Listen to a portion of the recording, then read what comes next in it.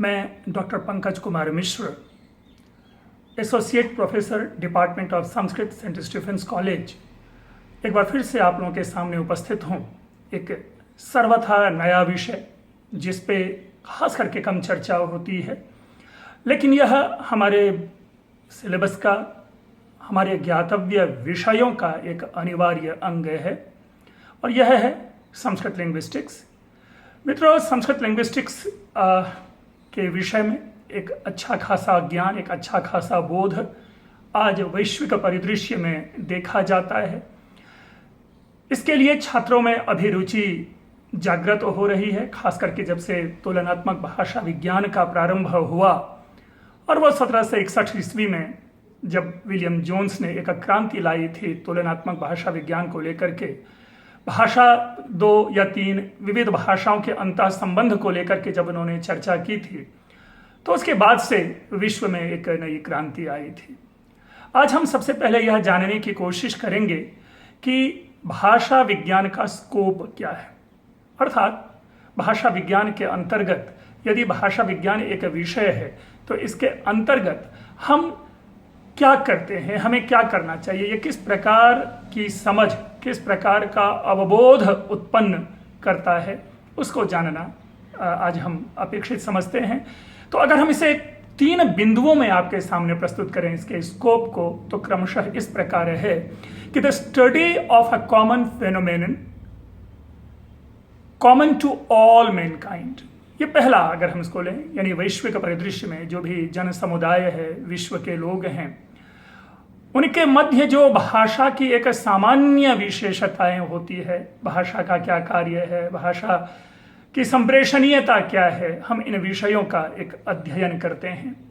अगर हम दूसरा इसके क्षेत्र को माने तो वह क्षेत्र यह हो सकता है कि the examination of the resemblances and differences between language belonging to a given linguistic family or to subgroups of such family। मतलब ये परीक्षण करता है दो भाषाओं के अंतर्गत समानता क्या है, विषमता क्या है, ये इसका परीक्षण करता है। एक ही क्षेत्र में बोली जाने वाली दो भाषाएं हैं। अब उन दोनों भाषाओं में कहाँ हम समानता पाते हैं, कहाँ हम वैषम्य पाते हैं। जैसे एक छोटा सा उदाहरण से समझें कि एक ही प्रदेश है, उस प्रदेश में भोजपुरी बोली जाती है और मैथिली बोली जाती है। दूसरे शब्दों में यदि बिहार के किसी निश्चित प्रदेश की चर्चा करें, जो मिथिला क्षेत्र और भोजपुरी क्षेत्र, तो वहां पर एक शब्द प्रयोग होता है घाम, और उस घाम शब्द की यदि हम व्याख्या करें तो भोजपुरी में घाम पसीने को कहा जाता है, जबकि घाम मैथिली में कहा जाता है, क्षमा करेंगे, भोजपुरी में घाम धूप को कहा जाता है और मैथिली में घाम पसीने को कहा जाता है। अब एक ही क्षेत्र में बोली जाने वाली 2 भाषाएं हैं, शब्द अपने अर्थ को परिवर्तित कर ले रहा है, तो इसका परीक्षण है, इसके पीछे कारण क्या होता है, इन सारी चीजों का अनुसंधान इस क्षेत्र में किया जाता है। तीसरा जो अध्ययन का क्षेत्र है वो उसे हम कह सकते हैं कि the development of an individual language और वन मोर और मोर ऑफ डायलेक्ट्स, यानी कह सकते हैं कि एक किसी खास भाषा का विकास। जैसे उदाहरण के लिए हम संस्कृत भाषा की बात करें, हमारा विषय भी संस्कृत लिंग्विस्टिक्स है, तो जब संस्कृत का हम अध्ययन करते हैं, संस्कृत भाषा के विकास को जानने की कोशिश करते हैं, तो इनके मूल को हम वैदिक संस्कृत में पाते हैं। और वैदिक संस्कृत के बाद अचानक हम देखते हैं कि पाणिनि के बाद एक सर्वथा भिन्न संस्कृत हो जाता है, जिसे हम लौकिक संस्कृत कहते हैं, और जो पूरी तरह से पाणिनि के व्याकरण से नियंत्रित है। यद्यपि कोई भी भाषा हो, बिना व्याकरण के नियंत्रण से वो भाषा आगे नहीं बढ़ती, वो वैश्विक रूप ग्रहण नहीं भाषा करती।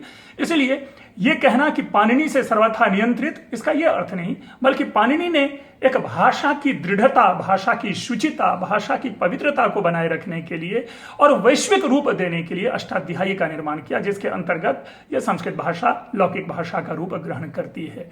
लेकिन जो वैदिक काल से किस प्रकार विकास हुआ, हम ऋग्वेद देखते हैं, ऋग्वेद के बाद ब्राह्मण, आरण्यक ग्रंथ, फिर उपनिषद देखते हैं, और अचानक हम आकर के देखते हैं कि रामायण महाभारत, और रामायण महाभारत से कालिदास आदि की भाषा भिन्न चली जाती है, और तब जाकर के बाणभट्ट का एक विशिष्ट संस्कृत का हमें बोध होता है, जहां पर कि लंबे लंबे समास, एक शब्द है वो एक बड़ा व्यापक स्वरूप ग्रहण किए रहता है।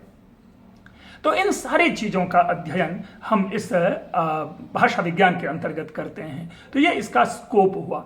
अब इसको ऑब्जेक्टिव बना करके यदि हम प्रेजेंट करें, अगर इसको हम एक विविध रूप देखें, क्योंकि किसी भी भाषा के अध्ययन के लिए एक तार्किक एक चरण होना चाहिए, एक तार्किक प्रविधि होनी चाहिए, एक मेथोडोलॉजी का निर्माण करना चाहिए, जिसको हम ग्रुपिंग कहते हैं। एक सेट्स सबसेट्स बना करके किसी भी विषय को हम जानते हैं, चाहे वो राजनीति शास्त्र हो, चाहे वो समाज शास्त्र हो, या कोई भी भाषा हो, हम शीघ्र साक्षात क्या है कि हम उसी पर नहीं चले जाते। तो तदनुसार यदि हम भाषा विज्ञान को देखें तो भाषा विज्ञान का भी एक व्यापक एरिया है, क्योंकि पूरा वैश्विक समुदाय है जहां पर अनंत भाषाएं बोली जाती है। उन भाषाओं को बोलने वाले लोगों की संख्या अनंत होती है। तो ऐसे में उन सारी भाषाओं का अध्ययन कैसे करें, किस रूप में करें, तो इसके कैटेगराइजेशन के लिए, उसको एक वस्तुनिष्ठात्मक अवबोध देने के लिए हम इनको क्लासिफाई करते हैं। और तदनुसार जो एरिया ऑफ लिंग्विस्टिक्स है, जो उसका क्लासिफिकेशन है, लिंग्विस्टिक्स ने हम लोगों ने उसे 5 रूप में जानने का प्रयास किया है। और वो 5 रूप इस प्रकार है, जिसमें पहला है वर्णनात्मक भाषा विज्ञान, दूसरा ऐतिहासिक भाषा विज्ञान, तीसरा तुलनात्मक भाषा विज्ञान, चौथा संरचनात्मक भाषा विज्ञान और 5वां प्रायोगिक भाषा विज्ञान।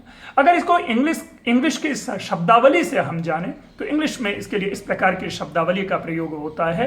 वर्णनात्मक के लिए हम कहते हैं डिस्क्रिप्टिव लिंग्विस्टिक्स, ऐतिहासिक स्पष्ट है हिस्टोरिकल लिंग्विस्टिक्स, तुलनात्मक के लिए कंपैरेटिव लिंग्विस्टिक्स। मित्रों, कंपैरेटिव लिंग्विस्टिक्स की चर्चा पूर्व में हो चुकी है, और जैसा कहा कि तुलनात्मक भाषा विज्ञान ने ही भाषा विज्ञान का शेपअप किया है। चौथा है संरचनात्मक भाषा विज्ञान, जिसके लिए हम स्ट्रक्चरल लिंग्विस्टिक्स का प्रयोग करते हैं, और 5वां है प्रायोगिक भाषा विज्ञान। अगर हम इंग्लिश के लिए शब्द लें तो प्रयोग के लिए तो एक्सपेरिमेंट होता है, तो हम इसको एक्सपेरिमेंटल लिंग्विस्टिक्स ना करके हम इसको बिहेवियरल लिंग्विस्टिक्स कहें, हम इसको एक व्यावहारिक भाषा विज्ञान करें। अब ये 5 भाषा विज्ञान क्या है, ये 5 जो वर्गीकरण है भाषा विज्ञान का, यह क्या है, हम इसको संक्षिप्त में जानते हैं क्रमशः कि वर्णनात्मक के अंतर्गत क्या होता है या ऐतिहासिक के अंतर्गत क्या होता है। तदनुसार इसके बाद हम इसके अन्य भी जो व्यापक रूप है उनको जानने की कोशिश करेंगे। अब हम सर्वप्रथम वर्णनात्मक भाषा विज्ञान को जानते हैं कि ये वर्णनात्मक भाषा विज्ञान क्या है। मित्रों, जिसमें किसी एक भाषा के किसी एक ही काल के स्वरूप की व्याख्या या वर्णन किया जाता है, वह वर्णनात्मक भाषा विज्ञान है। तदनुसार किसी विशेष काल में किसी भाषा में कितनी ध्वनियां थीं, पद रचना कैसी थी, वाक्य रचना कैसी थी, वाक्य विन्यास कैसा था, इन ढेर सारे प्रश्नों का जहां विश्लेषण किया जाता है, विस्तार से वर्णन किया जाता है, वह वर्णनात्मक भाषा विज्ञान कहलाता है। और इस वर्णनात्मक भाषा विज्ञान से ही हमें किसी विशिष्ट भाषा का पूर्ण परिचय प्राप्त होता है। पाणिनि द्वारा विरचित अष्टाध्यायी इस वर्णनात्मक भाषा विज्ञान का सर्वाधिक विशिष्ट ग्रंथ माना जाता है, जिसमें कि सांगोपांग भाषा का विश्लेषण प्राप्त होता है, चाहे वो ध्वनि है, चाहे वो पद रचना हो, चाहे वो वाक्य विन्यास हो, आप समास है, संज्ञा है, सर्वनाम है। यानी हम कह सकते हैं कि जो न्यूनतम इकाई भाषा की हो सकती है और जो महत्तम इकाई भाषा की हो सकती है, उन दोनों का समग्र विश्लेषण पाणिनि की अष्टाध्यायी में प्राप्त होता है। इसीलिए पाणिनि का अष्टाध्यायी इस भाषा विज्ञान का सर्वाधिक विशिष्ट ग्रंथ माना जाता है। इसके बाद हमें बोध है, इसके बाद हम जानते हैं कि ऐतिहासिक भाषा विज्ञान क्या है। जैसा नामोच्चारण मात्र से यह स्पष्ट होता है कि जहां पर भाषा के क्रमिक विकास का विश्लेषण किया जाए, भाषा का उदय। अब ऐसा समझें इसे कि जब सभ्यता का प्रथम उदय हुआ, मानव होमो इरेक्टस से होमो सेपियंस यानी सर्वाधिक बुद्धिमान श्रेणी में आया, पशु पक्षी से भिन्न उनकी जीवन शैली बनी। उन्होंने अपना एक संप्रेषणीयता प्रारंभ किया और उन्होंने वाक्य, शब्द, पद आदि का चयन करते हुए एक दूसरे से अपने भावों की अभिव्यक्ति प्रदान की। उस प्रथम संभावित क्षण से लेकर के और आज तक जिस प्रकार भाषा ने अपने स्वरूप को बदला है, उनका विशिष्ट विश्लेषण इस ऐतिहासिक भाषा विज्ञान के अंतर्गत किया जाता है। तदनुसार इसमें हम हर प्रकार के रूप देखते हैं। अगर संस्कृत विषय संस्कृत भाषा मात्र को हम समझें तो वैदिक काल से लेकर के आज जो आधुनिक संस्कृत है, इनकी भी एक हम यात्रा देखते हैं कि किस प्रकार पहले वेद में बोली जाने वाली भाषा थी, वेद में प्रयोग की जाने वाली भाषा थी वैदिक संस्कृत। अचानक पाणिनि के उदय के बाद लौकिक संस्कृत का हम कह सकते हैं कि विस्तार प्राप्त होता है, जहां पर पाणिनि के व्याकरण से इस भाषा को पूरी तरह से नियंत्रित कर दिया गया। ध्यान रखेंगे, हर भाषा के लिए व्याकरण का नियंत्रण परमावश्यक है। इसलिए जब कभी कहा जाता है कि पाणिनि ने संस्कृत भाषा को नियंत्रित करके दुरूह बना दिया गया, यह कथन गलत है। हमें इस कथन को नहीं मानना चाहिए, क्योंकि बिना व्याकरण के भाषा का विन्यास भाषा का विस्तार हो ही नहीं सकता। आप किसी भी भाषा का कर लें, उनका आवश्यक रूप में व्याकरण होगा। और इसीलिए संस्कृत जो भाषा विज्ञान है, इस संस्कृत के लिए भी अगर पाणिनि का अष्टाध्यायी है तो वह एक आवश्यक है। तो वहां से हम देखते हैं कि वेद के बाद ब्राह्मण है, उपनिषद है, उपनिषद के बाद पाणिनि का उदय होता है। पाणिनि के पहले या पाणिनि के समकालीन या पाणिनि के बाद जो भी कह लें, रामायण और महाभारत का हम विस्तार प्राप्त करते हैं। फिर क्लासिकल एरा प्रारंभ होता है। क्लासिकल एरा यानी कालिदास भाषा आदि के काव्य हमें प्राप्त होने प्रारंभ होते हैं। लेकिन इससे पूर्व हम अभिलेखीय संस्कृत देखते हैं, हम सूत्र ग्रंथ का संस्कृत देखते हैं, हम भाष्य का संस्कृत देखते हैं, विभिन्न शास्त्रों का संस्कृत देखते हैं, और हम देखते हैं बाणभट्ट का संस्कृत, जहां पर कि एक ही शब्द जो है एक सुदीर्घ अपनी आइडेंटिटी बनाए हुए रहता है। तो इस तरह से हम देखते हैं। और आज आधुनिक आप संस्कृत देख लीजिए, जहां पर शब्द को अत्यंत सरल से सरल बना करके प्रस्तुत किया जाता है। यहां तक कि आज हम द्विवचन का प्रयोग प्रायशः बंद करने जा रहे हैं, या यूं कहें कि आत्मनेपद पद का जो वह पाणिनि निर्दिष्ट जो एक नियंत्रण है, उस आत्मनेपद पद से हम नियंत्रित होने का प्रयास कर रहे हैं और सहज शब्दावली का प्रयोग करते हैं, ताकि यह भाषा अवबोध्य हो, अनुगम्य हो और लोग इसको आसानी से अपने जीवन में उतार सकें। तो इसी का अध्ययन, यानी उदय से लेकर के वर्तमान काल होते हुए की जो लंबी यात्रा है, इसका अध्ययन ऐतिहासिक भाषा विज्ञान के अंतर्गत किया जाता है। इसके बाद तुलनात्मक भाषा विज्ञान है, और तुलनात्मक भाषा विज्ञान के विषय में हम पुनः पुनः चर्चा करते रहे हैं और आगे भी ये चर्चा होती रहेगी, क्योंकि भाषा विज्ञान का जो बेसिक शेपअप है, जो शेपअप ऑफ लिंग्विस्टिक्स है, वो तुलनात्मक भाषा विज्ञान ने दिया है। 1786 ईस्वी विलियम जोन्स जबकि पहली बार वो ग्रीक, लैटिन और संस्कृत के अंतः संबंधों का अध्ययन करते हैं, वहीं से तुलनात्मक भाषा विज्ञान का उदय होता है।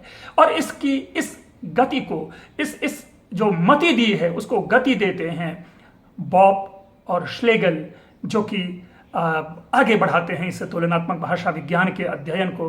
हमने यह भी जाना है कि तुलनात्मक भाषा विज्ञान का जो आधार ही है वह संस्कृत भाषा है, जहां पर कि जो पाश्चात्य जो विद्वान हैं, उन्होंने संस्कृत के भाषा के संबंध का, संस्कृत के भाषा की विशेषता का जो संबंध है, वो अन्य भाषाओं के साथ जानना शुरू किया। अगर आप यूं कहें कि 19वीं शताब्दी संस्कृत तुलनात्मक भाषा विज्ञान का स्वर्ण युग है, तो यह कथन अतिशयोक्ति नहीं होगी।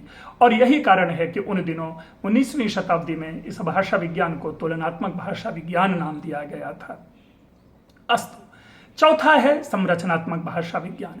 मित्रों, जैसा नाम से ही है, स्ट्रक्चरल, किसी पद का निर्माण कैसे होता है, किसी वाक्य का निर्माण कैसे होता है, पद के क्या क्या अंग हैं, इसी तरह से वाक्य के क्या क्या अंग हैं, इन सारे चीजों का विश्लेषण जो है हम इस संरचनात्मक भाषा विज्ञान में पाते हैं।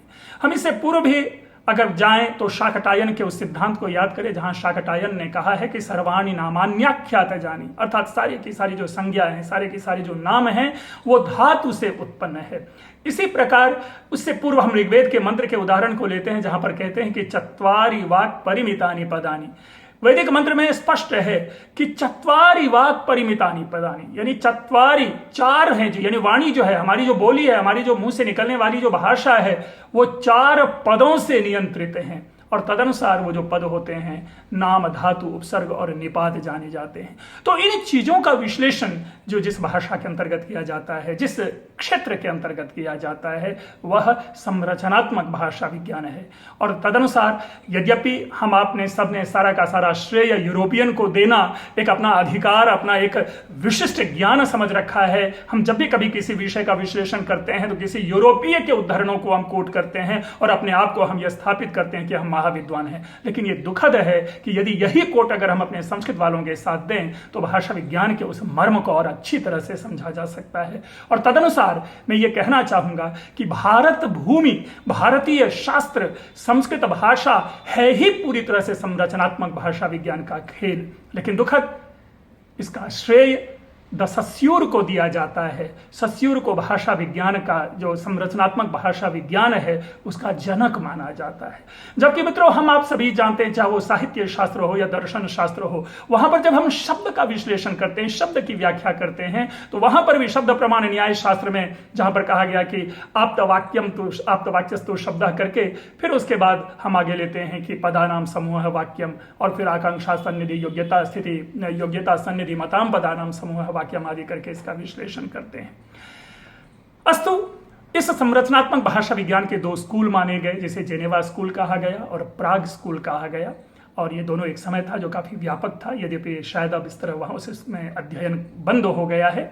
आगे हम चलें, आगे जो आखिरी है वो है बिहेवियरल लिंग्विस्टिक्स, जिसको कि हम व्यावहारिक भाषा विज्ञान कह लें या प्रायोगिक भाषा विज्ञान कह लें, जिसके अंतर्गत उक्त चारों पद्धतियों का विश्लेषण किया जाता है, उनका व्यावहारिक ज्ञान कराया जाता है। देशी भाषा हो या विदेशी भाषा हो, उसको सिखलाने की पद्धति, उनको उच्चारण सिखलाने की प्रक्रिया, एक भाषा से दूसरी भाषा में अनुवाद करने की शैली, भाषा अध्ययन के लिए आविष्कृत यंत्रों एवं उपकरणों का व्यावहारिक ज्ञान तथा भाषा सर्वेक्षण आदि इस व्यावहारिक भाषा विज्ञान के अंतर्गत सिखलाया जाता है। अब हम भाषा के इन अंगों की, भाषा विज्ञान के इन अंगों को जानते हैं और सर्वव्यापक तरीके से इसको इस प्रकार समझा जा सकता है कि ध्वनि विज्ञान, पद विज्ञान जिसे रूप विज्ञान भी कहते हैं, शब्द विज्ञान और अर्थ विज्ञान। अगर हम इसके इंग्लिश शब्दावली को जानने की कोशिश करें तो तदनुसार जो ध्वनि विज्ञान है इसके लिए दो प्रकार के शब्द प्रयोग में आते हैं। कहीं कहीं से फोनोलॉजी भी कहा जाता है और एक सामान्य व्यापक रूप में इसे हम लोग फोनेटिक्स के रूप में मानते हैं। इसी प्रकार पद विज्ञान कह लें या रूप विज्ञान कह लें, जिसे कि मॉर्फोलॉजी कहते हैं। फिर है सिंटैक्स, जिसे कि हम वाक्य विज्ञान कहते हैं। इस सिंटैक्स यानी वाक्य विज्ञान के अंतर्गत जो हमने शुरू में जो एरिया ऑफ लिंग्विस्टिक्स जो जाना, जिसे कि हमने अध्ययन का क्षेत्र कहा, उसमें जो वर्णनात्मक है, संरचनात्मक है और ऐतिहासिक है, इन तीनों को इसी हम वाक्य विज्ञान के अंतर्गत समाविष्ट करते हैं और इनका विशिष्ट ज्ञान इसी वाक्य विज्ञान के अंतर्गत हम लेते हैं। और चौथा है अर्थ विज्ञान, सिमेंटिक्स। मित्रों, जब हम लोगों ने कभी रघुवंशम पढ़ा होगा और रघुवंशम का जो प्रथम पद्य है जहां पर वागर्थ विव संपृक्तौ वागर्थ प्रतिपत्तये जगतः पितरौ वंदे पार्वती परमेश्वरौ कहा गया, वहां यदि आप देखें तो पूरी तरह से वाक और अर्थ यानी वाणी और अर्थ, तो अर्थ जो है वहां पर सिमेंटिक्स है और जो वाक है, जो स्पीच है, हम वो वहां पर उसको सिंटैक्स कहते हैं।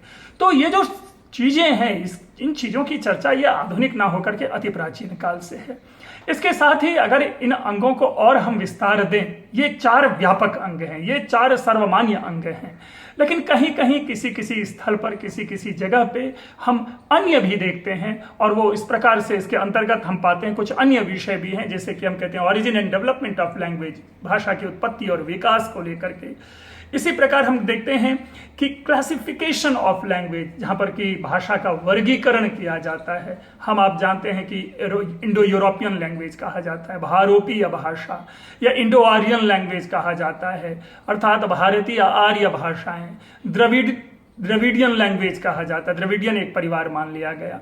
तो भाषा के सूक्ष्म विश्लेषण के लिए इस प्रकार का वर्गीकरण आवश्यक है, लेकिन तदनुसार हम ये न कहें कि द्रविडियन लैंग्वेज सर्वथा भिन्न है और आर्यन लैंग्वेज सर्वथा भिन्न है। ये एक स्टडी का एक अंग है।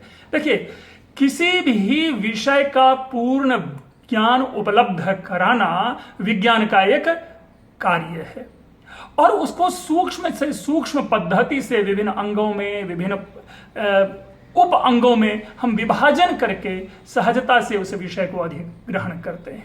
यहां पर भी यही है कि एक प्रकार से यह विश्लेषण है, एक वर्गीकरण कर दिया गया ताकि हम कैटेगराइज करके हम उन चीजों को आसानी से समझ सकें।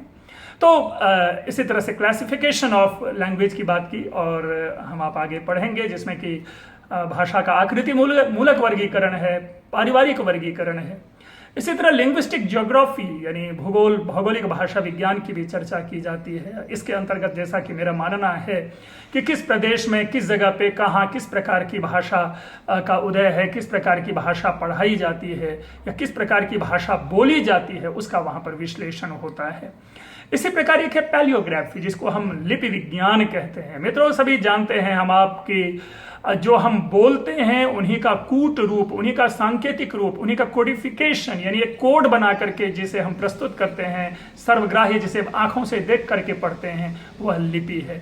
अर्थात यदि हमने क बोला है, हमारे वाक तंत्र से जो निकलने वाली एक ध्वनि है क, अब उस क को हम कैसे समझें, कैसे दूसरे के हम पत्रों के माध्यम में या साहित्य के माध्यम से अभिव्यक्त करें, तो उस ध्वनि को हमने एक रूप दे दिया, एक कोड दे दिया, जैसे क हो गया, इसी तरह ए हो गया, इसी तरह बी हो गया, इसी तरह अन्य भाषाओं के जो लिपियां हैं उनको हमने दिया। अब उन लिपियों को किस पद्धति से अभिव्यक्त करें, इसके लिए आवश्यक रूप में क्या हुआ कि अलग अलग लिपियों का विकास हुआ। अगर भारतीय संदर्भ में देखें तो इसका प्रारंभिक रूप हम सिंधु घाटी सभ्यता में देखते हैं, जहां की वहां के सिक्कों के ऊपर में वो लिपियां हमें प्राप्त होती है। यह दुखद है कि उन लिपियों का हमने अध्ययन अभी तक नहीं किया है।